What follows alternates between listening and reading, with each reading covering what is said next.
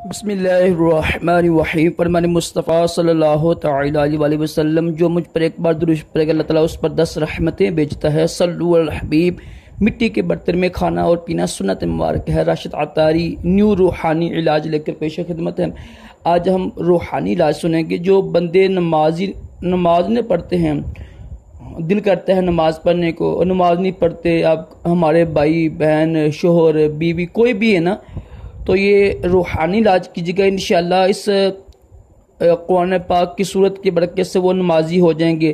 पानी लेके ना, गिलास पर पानी लेके ना, तो उसमें ना अव्वल आखिर 11 बार दुरूद पढ़कर 1011 मरतबा ना सूरह फातिहा पढ़नी है।